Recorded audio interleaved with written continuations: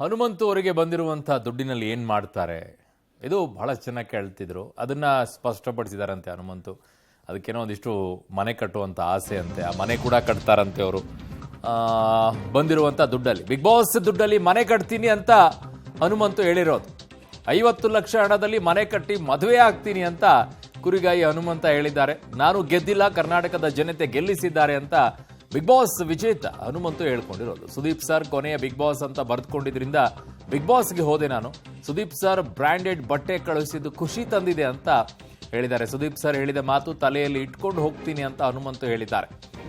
So big boss ದುಡ್ಡಲ್ಲಿ ಮನೆ ಕಟ್ತೀನಿ ಅನ್ನುವಂಥ ಮಾತನ್ನ ಹನುಮಂತು ಆಡಿದ್ದಾರೆ. ಕೇಳಿಸ್ಕೊಳ್ಳಿ.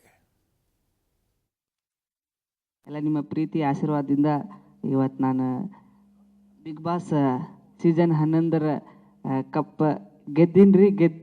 ಗೆದ್ದಿಲ್ಲ, ಇಡೀ ಕರ್ನಾಟಕದ ಜನತೆ ನನ್ನ ವೋಟ್ ಮಾಡಿ ಗೆಲ್ಸ್ಯಾರ. ಅವ್ರಿಗೆ ತುಂಬ ಹೃದಯ ಧನ್ಯವಾದಗಳು. ಅದಾಡ ನಾನು ಬಿಗ್ ಬಾಸ್ ದೇವರಾಣಿಗೆ ನೋಡ್ತಿದ್ದಿಲ್ಲ. ಇದೇನೋ ನಮ್ಮ ದೋಸ್ತರೆಲ್ಲ ನೋಡ್ತಿದ್ರು ಬಿಗ್ ಬಾಸ್ ಅಣ್ಣ ಹೋಗಿ ಒಂದ್ಸಲ ಏನಾರ ಆಗಲಿ ಒಟ್ಟ ಒಂದ್ಸಲ ಸುದೀಪ್ ಸರ್ ಇರೋ ಮಟ್ಟ ಹೋಗಂತ ಅಂದ್ರೆ ಅದಕ್ಕೆ ಬಂದೆ ಅಣ್ಣ. ಅದು ಹೋದೆ ನಾನು ಏನು ತಲೆಯಾಗ ಹಂಗೆ ಇರ್ಬೇಕು ಹಿಂಗೆ ಇರ್ಬೇಕು ಅನ್ಕೊಂಡಿದ್ದಿಲ್ಲ. ನಾ ನೋಡ್ಕೊಂಡು ಹೋಗಿದ್ರೆ ಹಂಗಿರ್ಬೇಕು ಹಿಂಗಿರ್ಬೇಕು ಅನ್ಕೊಂತ ಮೊದಲ ತಲೆಯಾಗ ವಿಚಾರ ಮಾಡ್ಕೊಂತ ಹೋಗಿದ್ದೆ. ನಾ ಹಂಗೆ ಹೋಗಲಿಲ್ಲ, ಏಕೋಭಾವಲಿಂದ ಹೋದೆ. ನನಗೆ ಏನು ತಿಳಿತೈತೆ ಅದನ್ನು ಆಡ್ದೆ ಅಣ್ಣ.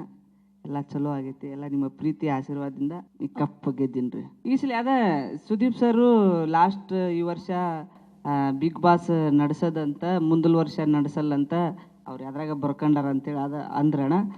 ಹಂಗಾಗಿ ನಾನು ಬಂದಂಗೆ ಈ ಸುದೀಪ್ ಸರ್ ಇರೋ ಮಟ್ಟ ಇದ್ದಾಗ ಈ ಶೋ ಹೋಗಿ ಬರೋಣ ಅನ್ನೋದು ಆಸೆ ಇತ್ತು, ಅದಕ್ಕೆ ಬಂದಿದ್ದೆ ನಾನು.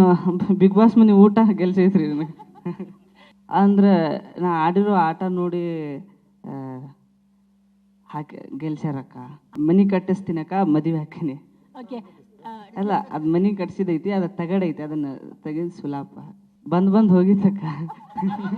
ಬರೋದು ಬಂದ್ಬಿಟ್ಟಿನಿ, ಏನಾರಾಗಲಿ ಅನ್ನೋದು ತಲೆಯಾಗ ಇಟ್ಕೊಂಡು ನಿಂತಿದ್ದಕ್ಕ. ಅದ ಹೇಳಿದ್ನಲ್ಲ ನಿನ್ನೆ ಹಾಡು ಹೇಳಿದ್ನೆ. ಬರುವಾಗ ಬಂದಿ ಖಾಲಿ, ಹೋಗುವಾಗ ಖಾಲಿ, ಇರೋ ಮಠ ಜಾಲಿ ಜಾಲಿ, ಇರಬೇಕು ಹುಚ್ಚು ಪ್ಯಾಲಿ. ಏನೈತ್ರಿ ಜೀವನದಾಗ, ಏನಿಲ್ರಿ ಜೀವನದಾಗ, ಹೋಗೋದೈತಿ ಕೇಳ್ರಿ ಮಣ್ಣಾಗ, ಹೋಗೋದೈತಿ ಕೇಳ್ರಿ ಮಣ್ಣಾಗ. ನಾನು 3 ತಿಂಗಳನ್ನು ಬಿಗ್ ಬಾಸ್ ಮನೆಯಾಗಿದ್ದೆ ಅಣ್ಣ, ಸೀಟಾಗಿದ್ದಿದ್ದಿಲ್ಲ.